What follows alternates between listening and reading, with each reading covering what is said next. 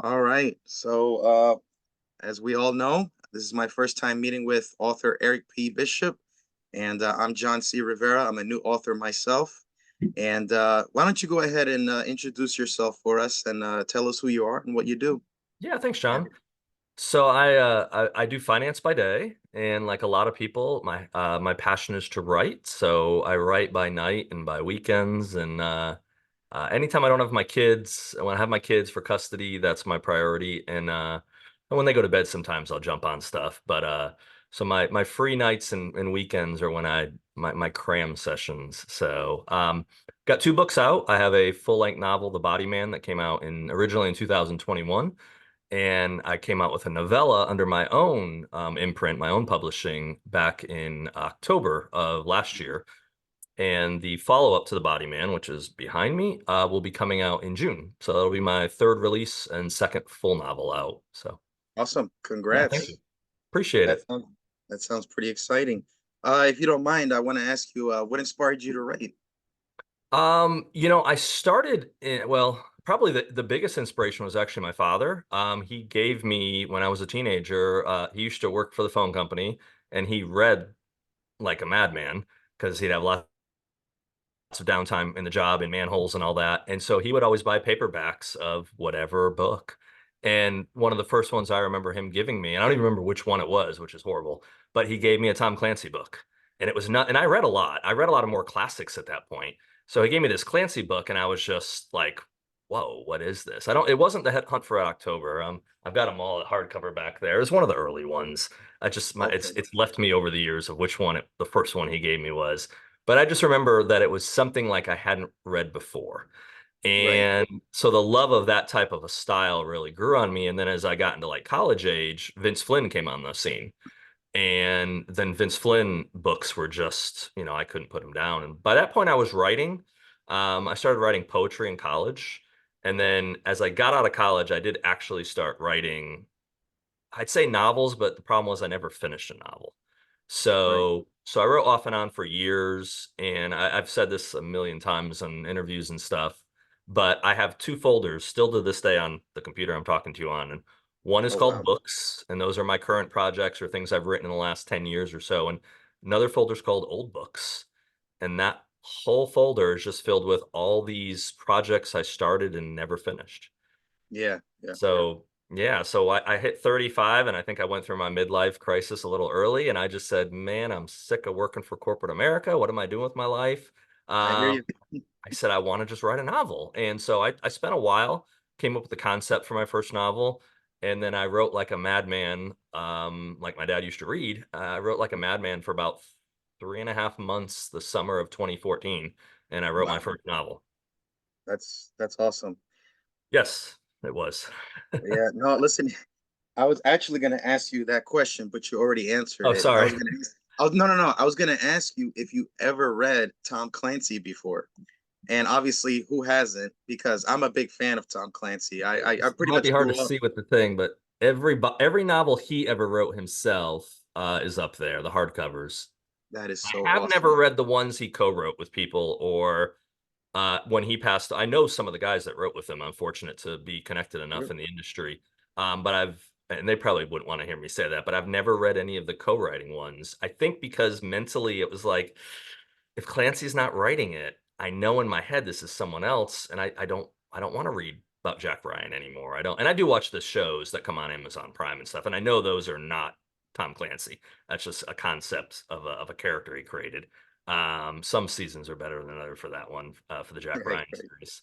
But yeah, just yeah, he was. I don't really have the Rushmore of my favorites, but because that would be hard to narrow down to four. But if I had to narrow down to four, I would by far say Clancy and Flynn are on there. The other Yeah. two could probably change any given year based on my tastes or whatever. So I hear you. Listen, I like I said, since I would say middle school, I've been reading Tom mhm. Clancy books myself. I mean, he was a great influence in my life when I was younger because I know first of all, I heard of Tom Clancy through the games. I was Yeah, playing Splinter Cell, Splinter I was Cell, yeah. playing all the Ghost Recon, and I Yep. thought he was like a gamer. I thought he was like a game developer or something because I saw his name on every game I ever played. But then Right. I found out, no, he was actually a book author, and because of his fame and money, he Mhm. was able to publish some awesome, great games later on in life, and Yeah. which he also made books out of them too, like Splinter Cell later on, and they turned out to be pretty excellent. But Yeah, absolutely. I've actually read the newer Tom Clancy books myself, the ones that other authors had taken over, which I'm sure you know them. I got a couple Mark Cameron books about Tom Clancy, and Yes. I've yet to meet Mark, but I've talked to him on Facebook here and there, and he's a great guy. I mean, he's a Ye great author, Mhm. and he's got an awesome history with law enforcement. And I'm just like, this is like the most down to earth author I can think of when it comes to Tom Clancy, Jack Ryan. I mean, this is Yeah. awesome. You'd be surprised how many of them are like that. So I have a similar story. I'm pretty sure I have not met Mark. I know he's been to some conferences I've been to, but I don't think we've been to the same ones at the same time. I don't remember meeting him, so I'm pretty sure I haven't. But I've talked to him a lot on Instagram or on Facebook Messenger and just different posts and asked for advice. And I've sent him a few things over the years, just because he's been very supportive of me. But yeah, a U.S. Marshal who ends up becoming an author and gets the Clancy gig, which he just handed off this last year to Andrews and Wilson, who Yeah, are guys that I actually met years ago in New York at my first Thriller Fest, and they were super supportive and helpful in my start of my career and gave me a lot of advice. And yeah, the, awesome. the community is amazing group of people. That's the one thing. And when I came into it, and when I first wrote in 2014, and then I didn't really get into the community probably till about 16 because I didn't know that's what you had to do. I didn't know you had to have a website and social media and you'd meet other authors. I just thought you sit in your cabin, you write a book. You might write a manifesto too and bomb people at some point because aren't Yeah, authors all crazy? No, authors are really cool people. And yeah, they're the most down to earth, genuine people not to, that's not demeaning other people, but they're not this pretentious group of people that are sitting on this high mountain saying, I've written books. You have to show me respect. They're you and I, they're normal people. And the cool thing about writers that I found is most of them don't graduate from college, write a book, and then that's their career. Most of the yeah, time, people go to school or maybe even just high school or whatever. They have a regular life, and the writing is something they maybe always follow or they get into in later in life. But that passion turns into something, and it's rare to see someone young get published. In yeah, comparison, it's common to see someone in their 40s or 50s, and then see people in their 70s get published for the first time happens. yeah, So and I think that helps because what I could have written at 20 versus what I could write now at 47, besides my experience of learning a lot of things, knowledge-wise of how to write, my experience of life has changed a lot. So I've experienced, 27 years of life since I would have, been college time. And so that helps, I think, give authors a lot of authenticity in what they say. yeah. I definitely hear you. The other day I was speaking of Mark because I see him often on Facebook. He's Mhm. actually very easy to reach. I've Yeah. commented on his page and he responds, and I'm like, wow, it's not often you get to talk to celebrities like this. But I saw a picture of him because his mom actually passed away Mom passed recently. away, yeah. Yeah, my condolences to him. But he actually posted a photo of when he was about 6 years old. He was writing a Mhm. page because he's always been a passionate writer, he Right. said. And it just reminds me of myself. I mean, I'm not boasting, Mhm. I'm not glorifying myself, but Mhm. this thing about writing, I've just been doing it since I was 6 or 7. Mhm. And personally, I believe we're anybody who's born a writer, it's something they're born with. Writers, 100%. I believe that's something that's a gift that you're born with, and you just ought to use it for your gifts and talents and use it for helping others, teaching others, and inspiring others. That's what I want to do. John, 1000%, absolutely. Yeah, I did see that same post from Mark. The cool thing about Mark, which you probably know because you follow him, is he writes everything by hand. He uses a Yeah, pencil. So pencil and paper, and I have another friend that does that as well, that's, as well, very accomplished author. I'll actually be talking to him tomorrow, and, I was kinda like, "Oh my goodness, if I did that, A, I wouldn't be able to read what I wrote a month ago when I pulled up the journal or whatever I was writing on, but B, man, that's the discipline in that, but there's something I think for that. I think that says something. I'm much more what I'm talking on right now is what I key in. I do use the horrible contraption here. I do a lot of yeah, voice memos, but that's a lot I use. I walk a lot. I did about 5 miles today this afternoon between editing and getting ready to come talk to you. And I'll a lot of times just take the phone and be like, oh, hold on. And sometimes it's with 3 or 4 different stories that are floating around in my head that will eventually come out, hopefully.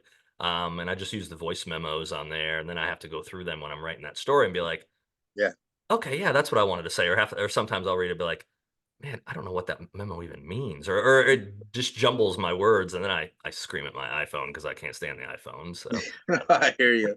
I mean, that's a unique way to plot out your books and things like that. That's awesome with yeah, memos and absolutely. everything.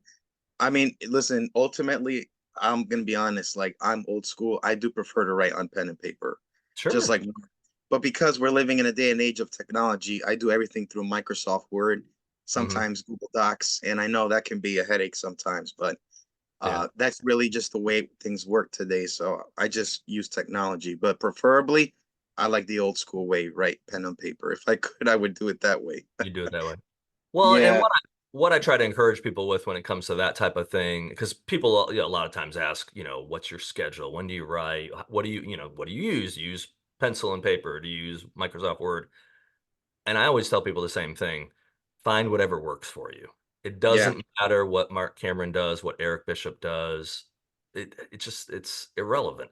Find what works best for you, and then stick with it. Because I agree with you. I think you're born a writer. I'm yeah, sure there's people intelligent enough and creative enough out there that don't start off writing and eventually maybe make themselves do, and then maybe they start to like it. But I couldn't imagine doing this, and I don't do it for a living. I do it as a side. I do have my own publishing in print now, but it's not my day job. It's more my part-time thing I work on. I couldn't imagine writing though and hating writing and making yeah, yourself do it because you wanted to put food on the table. And I know people do a lot of I've done jobs in my life that I didn't like. I needed to provide for my family, get that. But writing would be a special form of torture if you didn't enjoy doing it. yeah, It can be torturous for people that love doing it, and I've never once had that experience. Mine, it's always pleasure. Editing's been my torture for a long time, but I finally have learned it does maybe with age, with all these gray hairs, you start to realize, "Hey, I get to A, clean up all the junk I wrote, and B, I get to create again," because you constantly will tweak things like, "Oh, my character could say this better," or "I could do that better." So, yeah, I've come to embrace I'm in the middle of editing Breach of Trust now. I wanna finish by tomorrow, which probably won't happen, but maybe Monday or yeah, Tuesday. And then I'll go through it one more time because I have now I'm up to 16 people now that I was gonna cap it at 10 or 12, and a couple people said, "Please, please, please." So I've got 16 kind of advanced readers that I'm like gonna give it to and say, "Okay, please don't rip it to shreds. That would stink. But yeah, tell me what I did right. Tell me what I did wrong. If there's something if I have a character in here, then call them the wrong name 5 chapters later. Hey, catch that for me in case I don't see it in the next couple times I go through it." So I've yeah, got to get it to them. So I've got some deadlines that I need to meet. yeah. I hear you. Well, you pretty much answered my second question about how old you were when you started writing. I tend to But talk a lot, so I'll probably answer most of your questions if you don't tell me to shut up and just ask oh no, questions. no, listen, you're helping me by answering them all without me asking. But actually, I wanted to since it's like 6:17, I'll try to rush through it. Tell me more about your debut novel, The Body Man. I didn't read too much about it, but I heard that was your first book, it wasn't it? First book, it was the first book published, so it was the 4th completed book I did. So I did and that's pretty common. I know now several, well-known authors that it was their 4th book that actually got their foot in the door with the publishing world. Mm, And again, I think that just comes down to it takes repetitive motions and it takes experience, and you stink at first. You yeah, might stink after 4 or 5 too, but, you just have to learn to get better. Yeah, that story, man, it's been so many years now that I even came to me. But the story behind it is I was doing a cleaning job at the time on a Friday night, regular American, have a full-time job, and I had a cleaning job to make ends meet. And so one day I'm walking to the cleaning job, turn the alarm off, and it wasn't a voice, it wasn't like there wasn't any weirdness going on, but I had this thought run through my head. There's always someone who knows where the bodies are buried. And yeah, I wanted a new story. That was my goal that night. I wanted to think up a new story because I was so tired of querying my old books, getting rejected by agents. And I said, I need something that's different.